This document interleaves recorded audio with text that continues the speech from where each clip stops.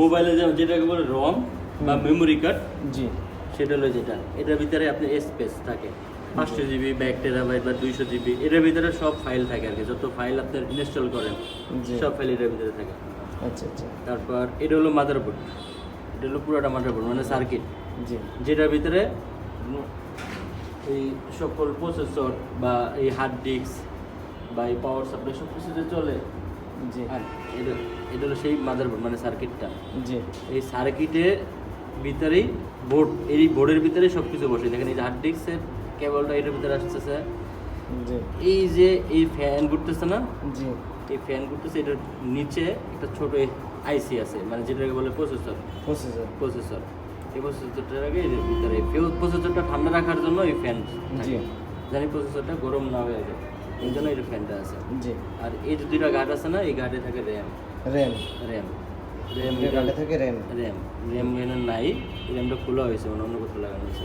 আচ্ছা আচ্ছা আর এই যে দেখেন এই যে একটা আছে, এই যে এদিকে ধরেন একটু, জি এটাও একটা হার্ড ডিস্ক, এটা হলো এসএসডি। এসএসডি নাম কি এসএসডি এসএসডি মানে কম্পিউটারে বেশি ফাস্ট রাখার জন্য জি এসএসডি, মানে এইটা হলো ওল্ড মডেলের, হুম এটার নতুন ভার্সন হলো যেটা, জি এটা মনে করেন একটা ফাইল ট্রান্সফার হইতে যদি মনে করেন 1 জিবি ফাইল ট্রান্সফার হইতে 10 মিনিট সময় নেয়, তাহলে এটার ভিতরে নেবে 2 মিনিট। আচ্ছা আচ্ছা ঠিক আছে এসএসডি। এসএসডি আর এটা হলো ডিভিডি রম বা ডিভিডি রাইটার।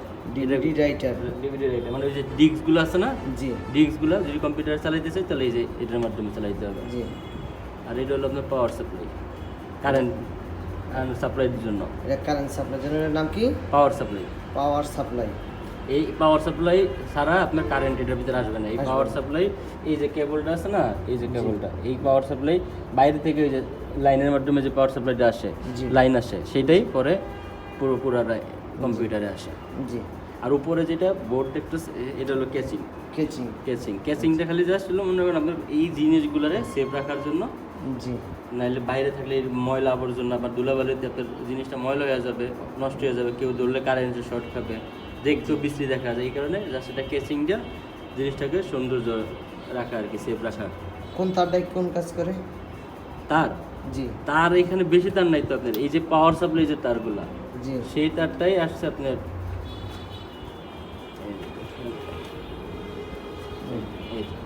মাদারবোর্ডে।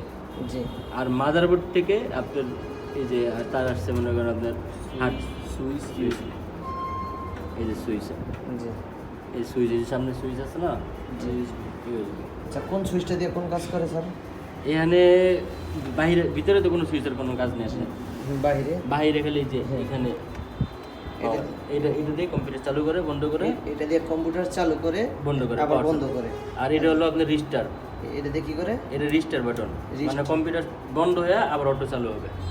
বন্ধ- মোবাইলে যেমন রিস্টার বাটন আছে না, ওটা দিয়ে রিস্টার Restart। রেজিস্ট্রি যেমন মোবাইলের রেজিস্ট্রি মারি এটা এটা- পরে কেবলটার কাজ কি করে হ্যাঁ এটা হ্যাঁ এগুলো হচ্ছে ইউএসবি কেবল, এটা ইউএসবি কেবল, এটা ইউএসবি কেবল, আর এটা হলো আপনার এই যে আপনার হেডফোনের সাউন্ড সিস্টেমের, আচ্ছা হয়তো বা আপনি হেডফোন ইউজ করতে পারেন অথবা আপনার বক্স ইউজ করতে পারেন। আচ্ছা আচ্ছা পাওয়ারের লাইনটা ঢুকায় কোন পাশ দিয়ে ওই পাশ দিয়ে হচ্ছে পাওয়ারের লাইনটা ঢুকায় এই যে power supply, power supply power supply আর এটা দিয়ে কেবল ঢুকায় কি করে এই কেবলটা ঢুকায় স্যার কি করে এটা ইউএসবি কেবল, আপনার যে কোনো কেবলই দেন।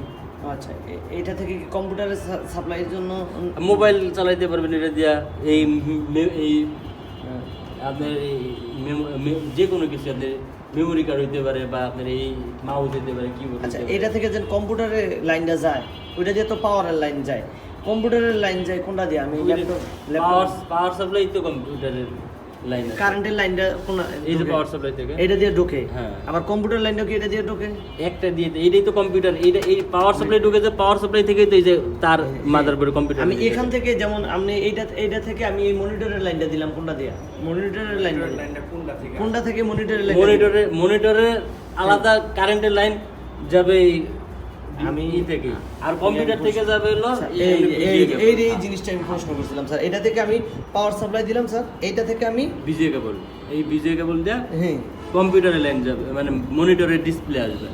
এটা দিয়ে মনিটরের ডিসপ্লে আসবে এই দুইটা দিয়ে ঠিক আছে এইগুলো ইউএসবি ডিভাইস, ইউএসবি ডিভাইস আর এগুলা এই দুটো ইউএসবি ডিভাইস, আর এটা হলো আপনার ওয়াইফাই। ওয়াইফাই ল্যাপটপ কিভাবে আমি সেট করব সর্বপ্রথম? এটার নাম কি? পাওয়ার কেবলও বলে, চার্জারও বলে। পাওয়ার কেবল বা চার্জার। ঠিক আছে? জি আর স্যার। আপনি যদি ডাইরেক্ট লাইন চালাইতে চান জি। তাহলে এই লাইনটা দিতেই হবে। আবার এটা চার্জ হবে, এটা দিয়ে চার্জ হবে, কারেন্ট চলে গেলে অটো চলবে। এটা তো আচ্ছা, কারণ চলে গেলে কি এইটার সাইজে চলবে?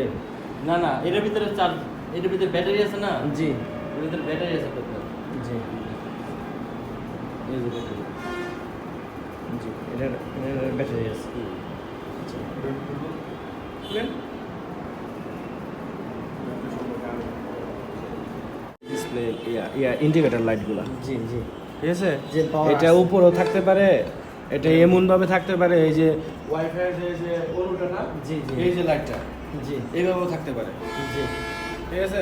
লাইট আছে কিন্তু দেখা যাবে না, জি। লাইট অন না হলে অন না হয়। এইভাবেও থাকতে পারে।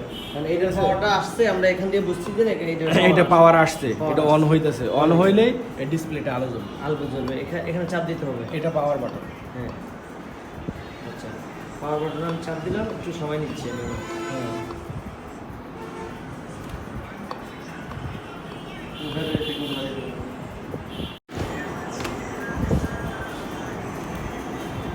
রিফ্রেশ দিবে কীভাবে?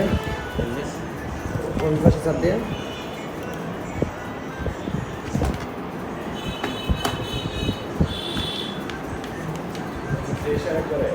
হ্যাঁ হ্যাঁ, আমি ফ্রেশ, আমি একবার ফ্রেশ